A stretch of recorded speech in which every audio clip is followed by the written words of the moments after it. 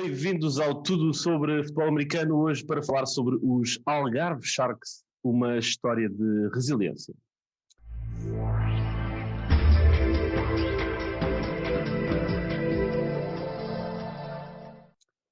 Pois é, mais um episódio aqui sobre o futebol americano em Portugal, mais uma vez aqui com um convidado, desta feita o Pedro Viana. E Pedro, obrigado em primeiro lugar aqui por teres aceito o meu convite para te juntares aqui para mais uma conversa sobre futebol americano em Portugal, e onde tu tens uma ligação aqui já muito histórica e onde eu passava aqui por te pedir para te apresentares um bocadinho e falares aqui um bocadinho da tua ligação ao desporto em Portugal. Antes de mais, obrigado por me teres convidado, André. É um prazer. De facto, a minha ligação ao futebol americano vem quase que se pode dizer não diria desde o início que é futebol americano em Portugal, porque isso já vem desde os anos 90 que as pessoas tentaram juntar e fazer alguma coisa acontecer.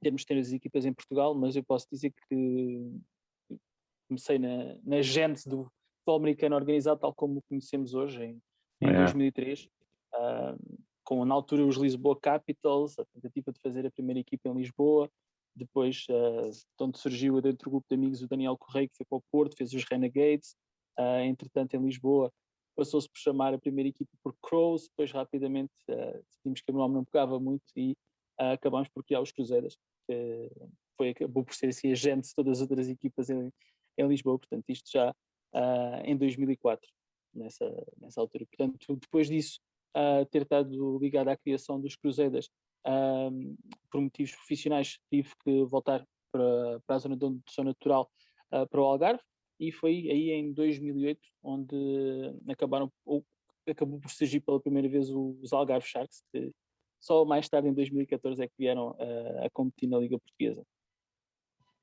Aqui muitos anos envolvido com o futebol americano e lá está, sabes quando eu pensei aqui um bocadinho sobre o nome aqui para o episódio e uma história de resiliência, foi mesmo um pouco por causa disto que tu agora falaste. Tu deste aqui um excelente enquadramento para o nascimento aqui pelo menos do grupo inicial e depois das equipas, e o Sharks, lá está, tu mencionaste quando foste para o Algarve em 2008, já tinhas o Sharks em pensamento, não era?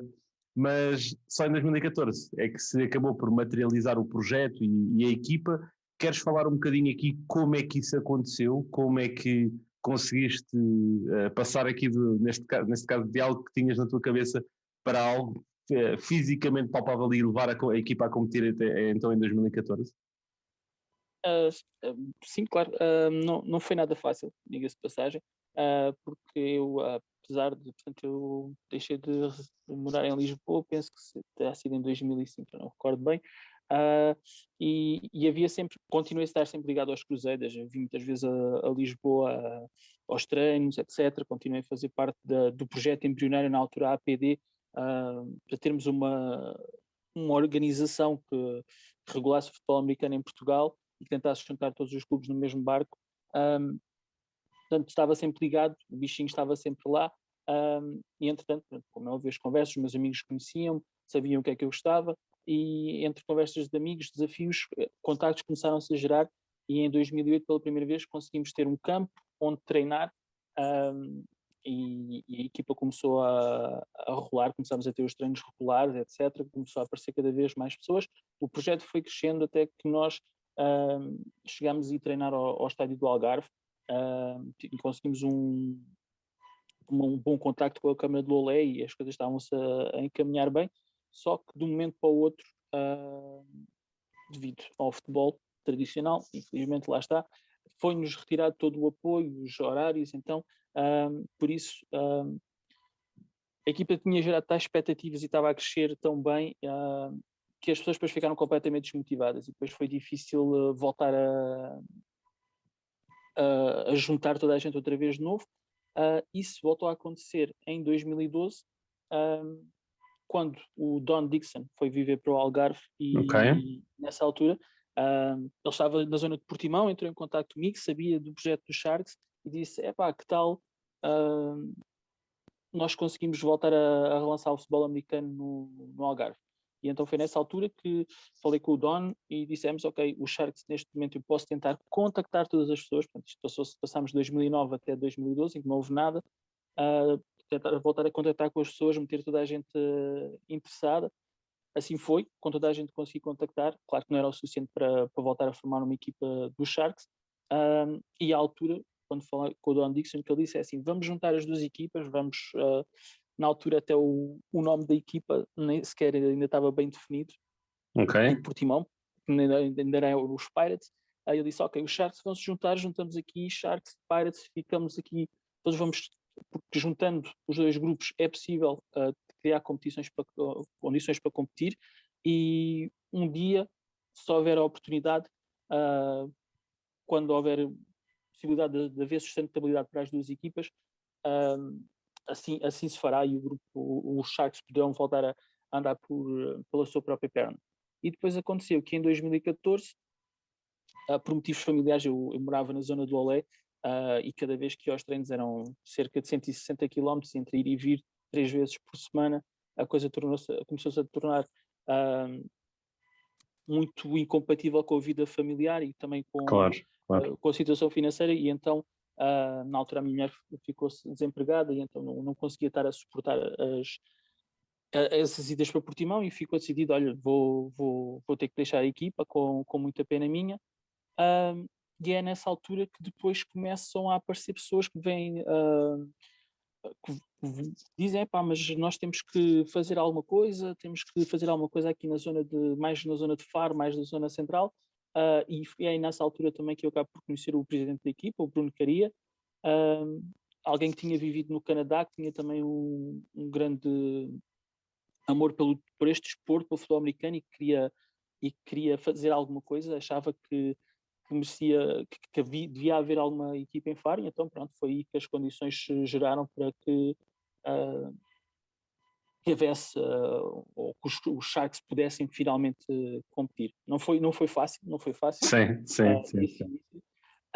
Mas pronto, acho que acabou no âmbito geral por correr bem, e foi uma boa aposta.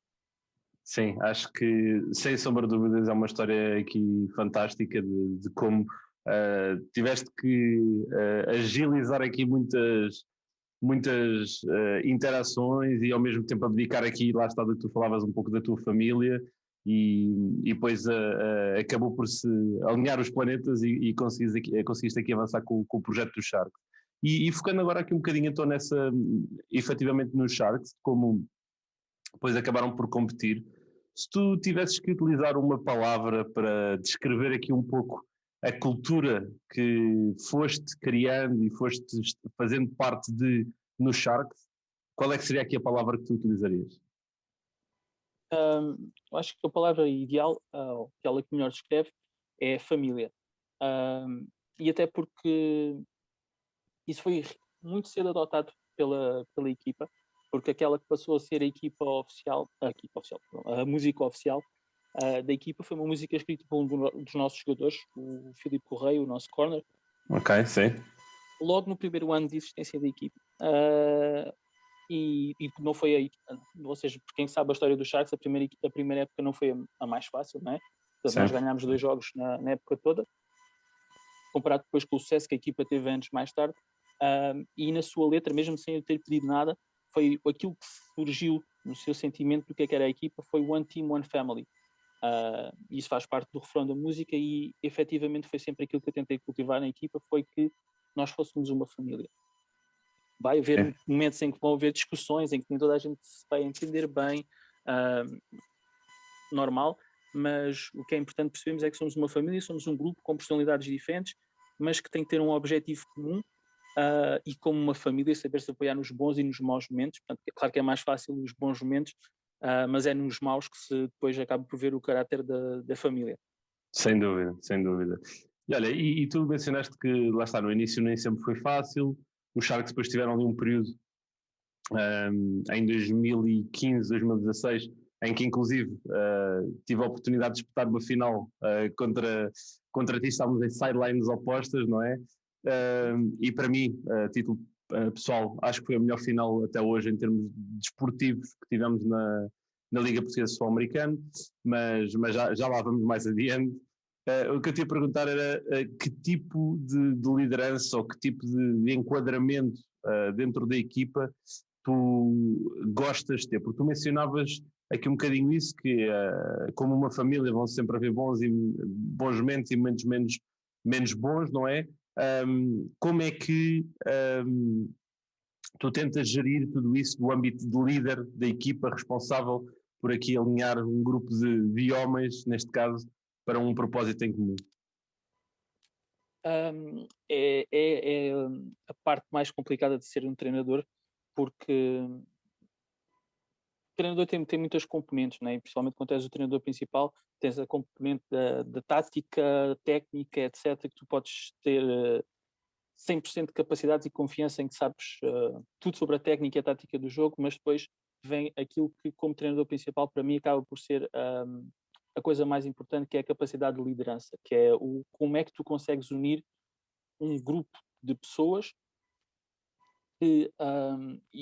isto acontece particularmente no futebol americano, e por isso acho que é um desafio ainda maior que nas outras modalidades ou nos outros desportos, que é quando tu estás com a realidade que nós temos em Portugal, quando tu estás a treinar numa equipa, os jogadores que te aparecem são jovens adultos ou adultos que têm todos eles backgrounds completamente diferentes, que vêm com os seus vícios, os que eles já praticaram desporto, com os vícios desses desportos, e que depois tu tens que moldar para a cultura que tu queres, e são muitos jogadores, não são 11 só em campo de uma vez só, o teu grupo tem que ser muito maior do que isso, com personalidades super diferentes, e que tu tens que fazer que toda a gente venha convergir, esteja alinhado e que partilhe o mesmo objetivo e que esteja focado no bem maior da equipa, e isso é por vezes o desafio mais complicado. E portanto, aquilo que eu sempre apliquei foi liderar, por exemplo, ou seja, não dizer eu faço uma coisa e depois exigir que os meus jogadores façam outras. Portanto, isso foi sempre uma das coisas que eu procurei evitar. E aquilo que, quando tu tens um grupo muito, muito grande de pessoas, uma coisa que é importante é tu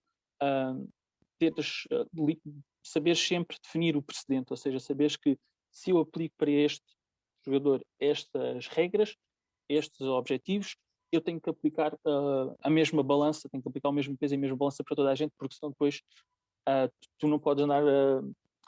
Aquilo que noto nos jogadores, os jogadores procuram olhar para ti como alguém que possam confiar e que Claro, sabem que tu estás claro. lá para eles, e que ao mesmo tempo que tu não estás só tipo a dizer frases feitas, ou seja, que para mim dizes uma coisa, para o outro vais dizer outra, ou seja, tem que haver sempre aquela postura que é igual para todos e que o tratamento tem que ser igual.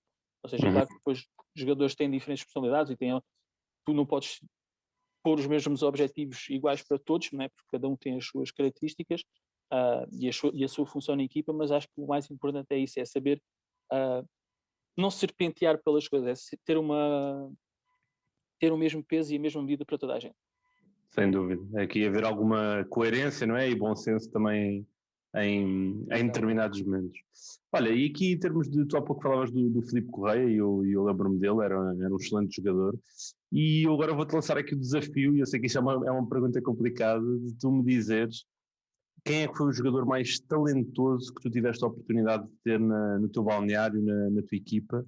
Eu aqui, se calhar, vou pedir para escolher um bocadinho os jogadores americanos que eu sei que tiveste na equipa, porque claramente eles estão aqui num nível que em Portugal é difícil ainda de termos encontrado nessa altura, ainda hoje é complicado, mas que jogador aqui nacional, vá, para enquadrar aqui bem a pergunta, que jogador de nacionalidade portuguesa tu achas que foi o jogador mais talentoso que tiveste a oportunidade de treinar? É uma pergunta difícil, porque é sempre difícil escolher o mais, e especialmente no futebol americano, não é? Quando nós temos tanta diversidade nas posições, cada um tem as suas características. Há muitos, o Filipe foi uma revelação. Eu lembro-me, por exemplo, quando nós estávamos em Portugal a competir em pleno na força da altura dos imports, em que nós tínhamos muitos jogadores americanos, o Filipe conseguiu se destacar como um dos melhores corners da Liga Portuguesa. Foi uma das peças fundamentais para a nossa presença na final, que estávamos contra os Devils. Mas há um jogador também, outro para mim que é incontornável. Esse para mim é um histórico da Liga Portuguesa e foi para mim uma honra e um prazer ter sido treinador dele, Luís José Martins. Acho que Sim. É uma força da natureza, é um jogador que lidera, por exemplo, que impõe respeito aos seus colegas, que é super fácil de treinar. Alguém que quer sempre aprender, apesar da idade dele, está sempre lá disponível. Portanto, um dos jogadores que eu me orgulho de ter treinado. E depois tenho outro aqui que é um dos jogadores que muito poucas pessoas devem conhecer da nossa equipe, mas digo-te que é dos jogadores mais talentosos que já tive a oportunidade de treinar, que é o Sérgio Martins. Era o nosso número 33. Ok. Ele era conhecido como o Cyborg, era a alcunha dele. Portanto, já estás a ver que era um personagem que já trazia a sua bagagem e as suas histórias antes de ser juntado à nossa equipa. E eu, logo quando comecei a treinar, vi que ele tinha um potencial, uma capacidade atlética fora do normal, mas pronto, não conhecia o jogo, não sabia aplicar, não sabia o que fazer. Eu lembro que nós fizemos o nosso primeiro amigável com os Pirates, na altura, no campo da Mexeriqueira Grande, em Portimão, e eu tinha enormes expectativas para ele, e no jogo, nesse primeiro jogo amigável, ele estava perdido dentro de campo. E quando vi o vídeo do jogo, vi porque ele tinha aquela ânsia de mostrar a sua capacidade física, a sua velocidade, mas ele, como queria, era fazer placagens e mostrar a sua capacidade física ao fazê-lo, deixava os adversários receber o espaço e depois é que ia fazer a placagem. E então, por acaso até ficou gravado em fotografia, está registrado em fotografia. Eu tive a conversa com ele antes do nosso primeiro jogo com os Navigators e disse: tu tens a oportunidade de ser um dos melhores defesas desta liga porque tu tens uma capacidade atlética, um safety consegue ir de sideline a sideline, excelente a fazer placagens, mas tu precisas de conseguir aplicar, precisas de perceber um bocadinho melhor o jogo, tu precisas saber que tu não podes dar hipótese ao receiver de receber a bola, tu tens que impedir que ele receba, impedir que a recepção do passe servir depois de ele ter ganho 30 jardas, fazer placagem, isso não te serve para nada. E então, claro, o primeiro jogo contra os Navigators, extremamente difícil de aplicar isso em prática, ou de vir esse talento vir ao de cima, porque, claro está, estás a jogar contra o ex-campeão nacional, aliás, na altura era só Penta, extremamente difícil. Jogo seguinte, vamos jogar à casa dos Pirates, estamos a ganhar por 6-0, última jogada do jogo, quarto down, e temos a bola no quarterback dos Pirates, na altura o Alex, e eu vejo o Cláudio Gordinho junto à minha sideline, número 13, receiver, e eu percebi um olhar de um para o outro, ok, isto vai ser um fly aqui, que é o tudo por tudo, era a última jogada do jogo. Entretanto, o nosso corner era o Tiago, que já tinha jogado nos Navigators em Lisboa, era um dos nossos jogadores mais experientes. Ele está a marcar o Cláudio, ele escorrega, eu vejo o Cláudio ficar completamente isolado e pensei, bom, já está, os Pirates vão marcar touchdown, nós estávamos a ganhar por 6-0, marcam touchdown aqui e extra point e ganham o jogo. E quando a bola está a chegar à mão do Cláudio, passe perfeito, bola no sítio certo, vejo o Cyborg a vir, espetacular placagem, sem falta, portanto foi mesmo quando o jogador recebe a bola, não há falta, passe incompleto, quarto down, acaba o jogo, e a primeira coisa que ele faz, assim que faz isso, ele não foi celebrar com os colegas, não fez mais nada, veio correr na minha direção e disse: ó Pedro, era isto que tu tinhas dito que era para fazer, é assim que se faz, não é? E eu disse: é isso. E a partir daí foi sempre um crescimento, e digo-te, ele depois, devido à sua vida profissional, não tinha tanta possibilidade de ir aos treinos, acabou por vir jogar mais para perto das linhas, defensive end, porque pronto, aí a sua preparação para o jogo não requeria tanto conhecimento, ou tanto, a sua assiduidade aos treinos já não era tão importante, e no ano em que nós fomos à final contra os Devils foi uma peça super importante. Infelizmente, na final ele não pôde jogar. Não sei se isso fez a diferença ou não, mas num jogo de detalhes não é de certeza que sim, pelo que estás a contar, de certeza que sim. Mas claro, há sempre, infelizmente é a realidade. Eu acho que vocês no Algarve ainda sofreram um bocadinho mais por isso, que era da questão do trabalho sazonal, não é? Da época do turismo, que na altura, a partir ali de março, abril, complicava bastante.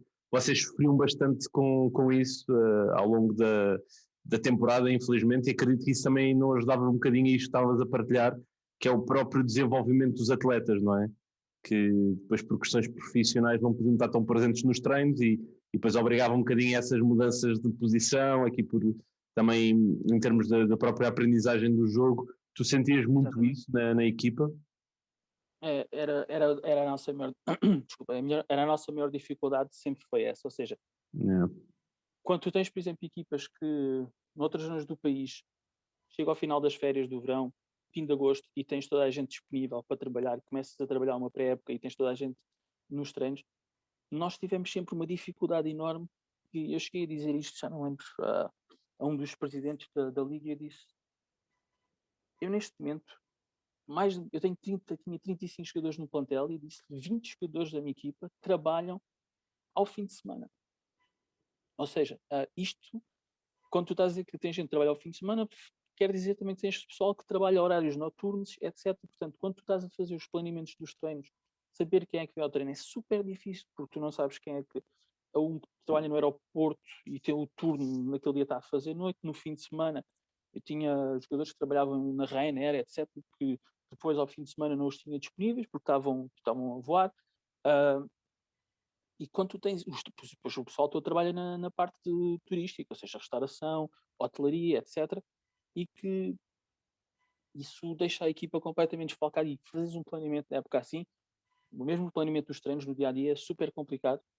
E eu lembro-me que, por exemplo, para dar o exemplo, no jogo que nós fomos jogar contra os Mutts nos playoffs na nossa primeira época, Sim. o jogo calhou último fim de semana de maio, ou primeiro fim de semana de junho, uma coisa assim. Estava um calor aterrador no campo do Canidelo e nós fomos jogar esse jogo com 14 ou 15 jogadores. Yeah. Estás a ver? Pois Um jogo é. que conseguimos ir aos playoffs e vamos jogar com esses jogadores. Porque eu disse, eu tenho 30 jogadores, mais metade deles estão a trabalhar. Não É posso fazer nada. complicado. Os poucos que foi uma das derrotas mais carregadas da equipa, mas também acabou por ser um dos jogos que mais definiu o carácter da equipa. Foi o último jogo da nossa primeira época, mas aqueles 15 que estiveram ali a jogar deram tudo e mais alguma coisa do que tinham. Eu tive um dos nossos treinadores adjuntos que estava inscrito como jogador desde o início da época, caso fosse necessário alguma vez jogar, não jogou um único jogo e foi jogar a center acabou por ter que jogar a center naquele jogo. Agora, estás a ver uma pessoa que tem corpo para jogar a receiver, quanto muito, ter que jogar a center e contra a linha defensiva dos Mets. Portanto, isso mostrou aquilo que foi o espírito de sacrifício daquela equipe. Isso foi algo que ficou sempre naqueles 15 que tiveram em campo naquele dia e que, dito, a maior parte deles ainda estão na equipa. Se calhar foi por terem participado nesse jogo, mas pronto, claro, como para quem está a treinar a equipa é super difícil e é sempre uma das dificuldades das equipas do Algarve. Foi uma das razões pela qual nós nos batemos muito pelo campeonato começar mais cedo, para que não entrasse muito na zona de a partir de março, abril, porque a partir do fim de março, início de abril, para nós é super complicado e nós batemos muito para que o campeonato começasse mais cedo por essa razão. Claro, sim. Vocês tinham sempre esta particularidade extra que, lá está, não era de todo fácil de gerir. E olha, agora pegando aqui um bocadinho naquilo que foram os jogos que tiveste a oportunidade de disputar ao longo daqui vários anos na Liga Portuguesa de Futebol Americano, eu ia-te agora desafiar para tu me dizeres dois jogos. O jogo que mais felicidade te traz em termos de quando fazes esta viagem pelas tuas memórias, o jogo que mais felicidade te traz e o jogo que mais angústia te deixa, porque poderias ter feito aqui algo de forma diferente para ter um resultado diferente nesse jogo. E lá está, eu às vezes digo isto e às vezes não tem que ser propriamente uma vitória e uma derrota, simplesmente aqui o jogo que mais te marcou pela positiva e o jogo que aqui mais te deixa angústia porque poderiam ter feito algo de forma diferente. Bom, começando por aquilo que é mais fácil dar a resposta, aquilo que mais angústia deixa, como não podia deixar de ser, é o jogo da final, não é? Quando tens uma final, perdes por 2 pontos e já dizia outras finais são para se ganhar, não são para se Não jogar. é verdade? E nesse jogo, pronto, acabamos por perdê-lo por 2 pontos. já foi um jogo, mais uma vez, ou seja, acaba a ser sempre por ser difícil, batemos sempre na mesma tecla, acabámos por ser sempre isso, mas foi super difícil para nós termos jogadores suficientes para aquele jogo. Andámos a jogar com o Jorge, que jogou como nosso quarterback e como nosso tight end, até que jogar na linha ofensiva nesse jogo, porque não tínhamos jogadores suficientes, os jogadores que tiveram que ir trabalhar nesse fim de semana. Nós temos um jogador que veio de autocarro no próprio dia, chegou a hora do jogo para vir jogar. Portanto, só aquela história. Outros que tiveram tive um jogador que teve uma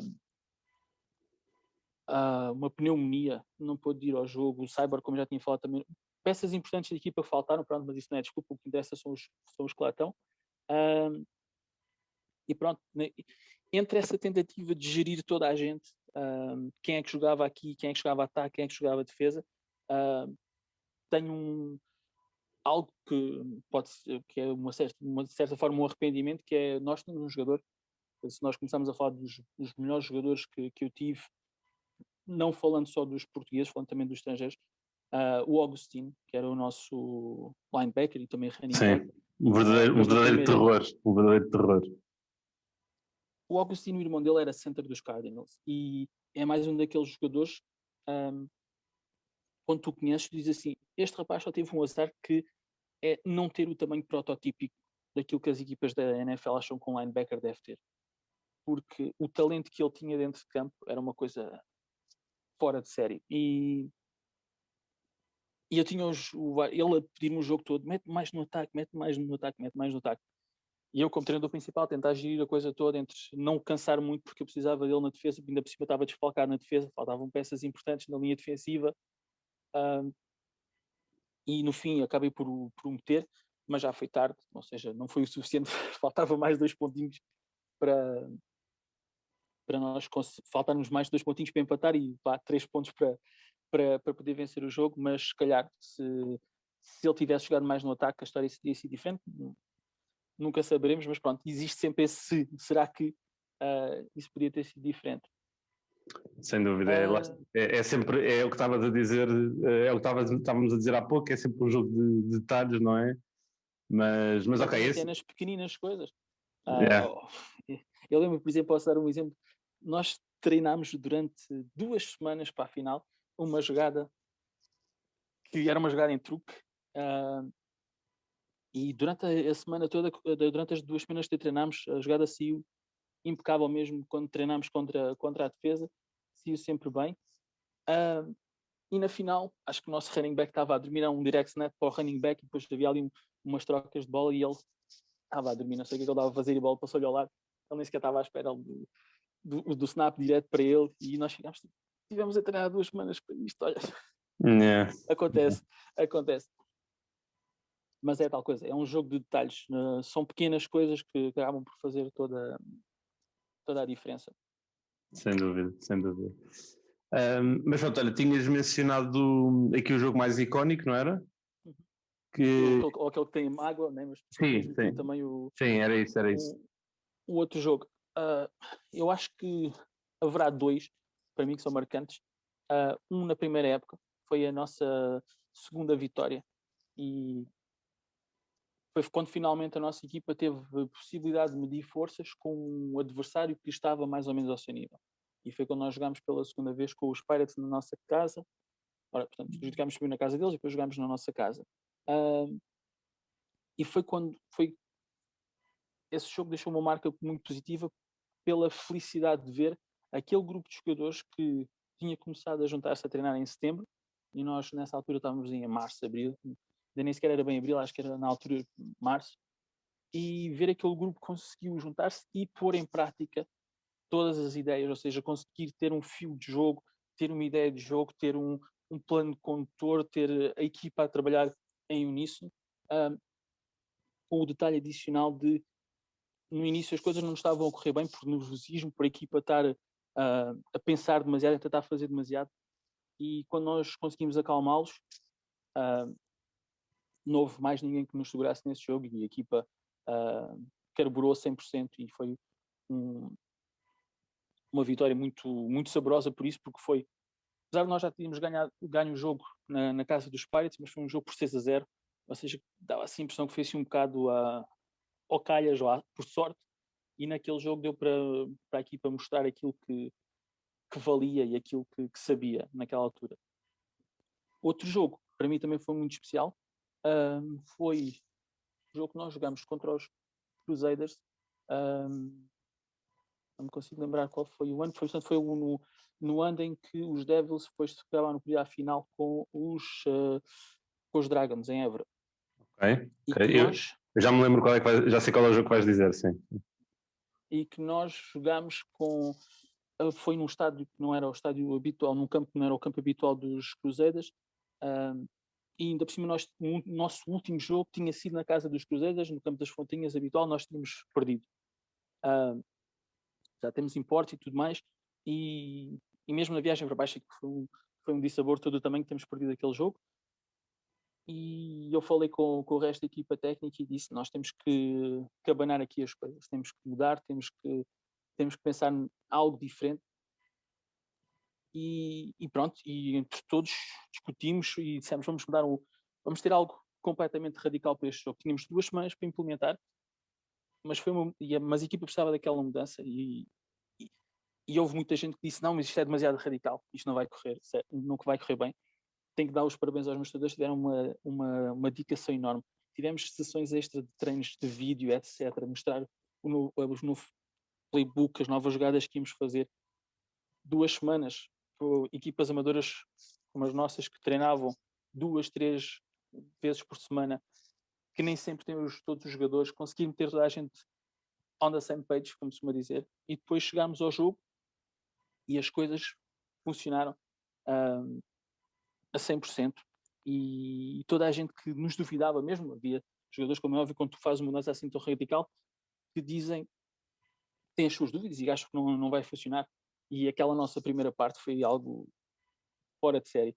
Eu lembro dos nossos jogadores, o Mário Ribeiro, que era um dos nossos linhas ofensivos, nós carinhosamente tratávamos por M80, e ele ao fim do primeiro drive, ele sai, vem cá fora e disse: tenho que dar os parabéns. De facto, eu não estava à espera, tinha algumas dúvidas, mas foi a primeira vez, isto já foi para aí na nossa 3ª ou 4ª época, e ele disse: foi a primeira vez em 3 ou 4 anos que eu vi uma defesa em que os jogadores eles não sabiam o que haviam de fazer, eles não sabiam, eles diziam: mas o que é que vocês estão a fazer? Portanto, há sempre aquelas conversas entre os jogadores nas trincheiras, não é? Que claro, às vezes nós na linha lateral ou quando estamos a assistir ao jogo não vemos, mas ele dizia: nunca vi, nos anos que joga isto, nunca vi uma equipa estar tão assim à nora, como nós dizemos no Algarve. Eles estavam mesmo, não sabiam, tinham-se preparado por uma coisa.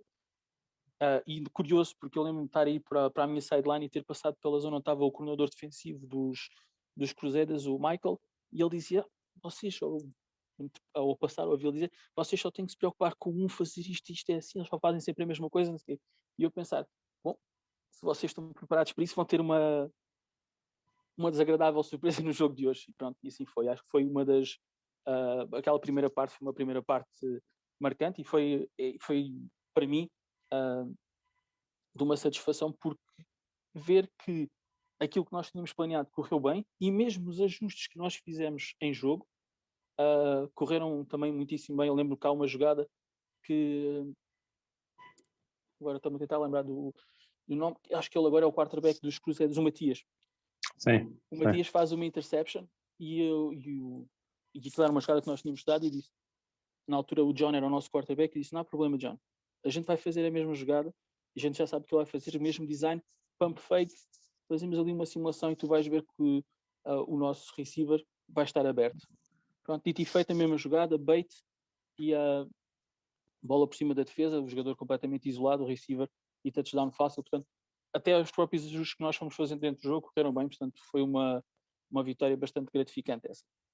Sabes que eu lembro-me do jogo, e essa jogada que tu estás a dizer, eu lembro-me exatamente, era do lado, vocês estavam a atacar, ou melhor, era trips, não estou em erro, do lado esquerdo, e eu lembro-me de vos ver a fazer essa jogada e a pensar: isto daqui a nada vão fazer aqui, isto é um setup play, é uma jogada que estão a fazer aqui, a preparar. Eu estava na bancada a ver, e que a seguir vão fazer uma parecida em que vão fingir que estão a ir bloquear com o receiver, e ele faz uma rota em profundidade E tal e qual, foi exatamente o que aconteceu. Eu lembro-me tão bem desse momento, por isso estar-te a ouvir a falar disso, estava aqui também a viajar dentro das minhas memórias e realmente lembro-me bastante bem desse jogo e foi uma vitória muito, muito boa por parte do Sharks.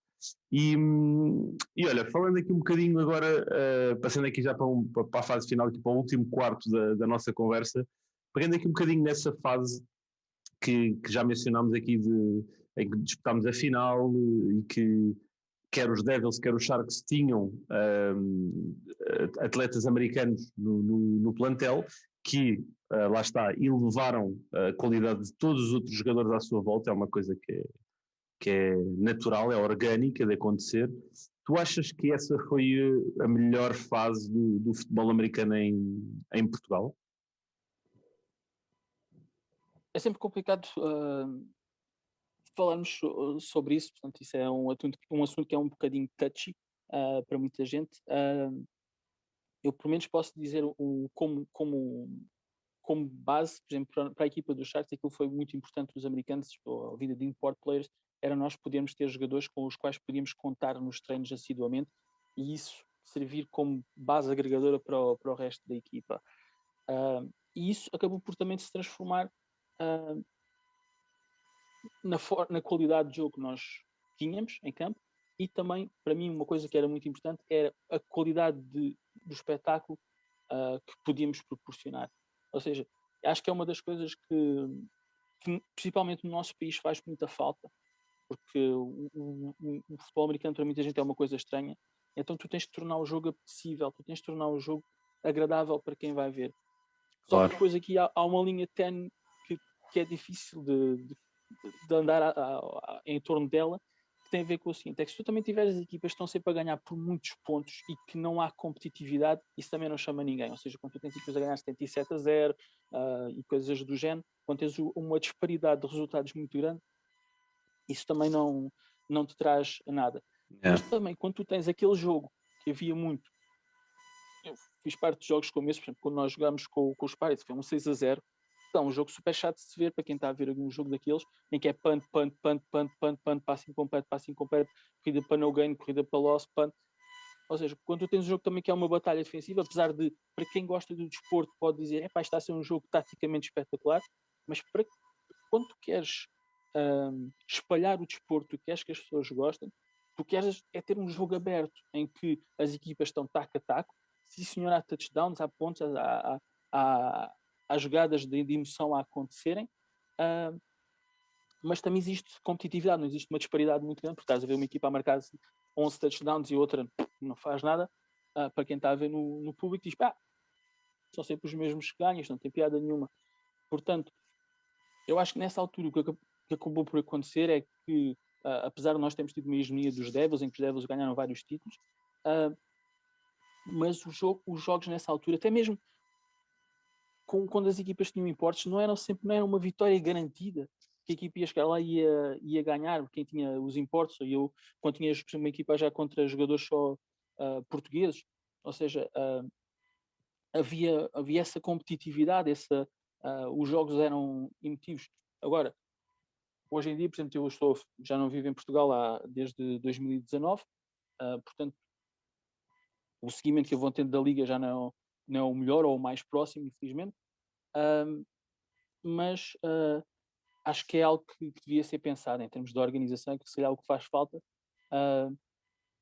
é nós tornarmos o jogo, não estou a dizer que precisamos de que venham importes novamente, mas se calhar adaptarmos um bocadinho as regras, percebemos a nossa realidade em Portugal, se calhar é difícil para muitas equipas, especialmente agora imagino depois do Covid, quando finalmente se puder voltar a treinar, será difícil voltar a ter o mesmo número de jogadores e a ter o mesmo entrosamento que se tinha antes.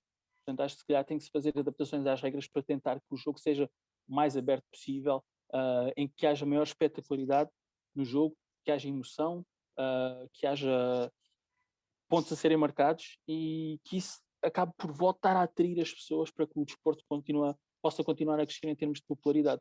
Porque se aquilo que nós vemos que é a cultura americana está cada vez mais a entrar na nossa sociedade e conseguimos ver cada vez mais pessoas a saber o que é a NFL, a acompanharem o Super Bowl, a acompanhar os jogos da NFL, mas o futebol americano nacional tem que saber aproveitar essa onda e saber canalizar isso, ou seja, saber capitalizar essas pessoas que querem ver a NFL, gostam de ver a NFL porque é espetacular, e quando possam ir ver a Liga Portuguesa, apesar que nós sabemos que nunca vamos conseguir alcançar o mesmo nível, mas que possa ser algo que seja entertainment, que eles possam achar que é algo que é agradável de ver e de seguir e de dizer, ok, vou passar aqui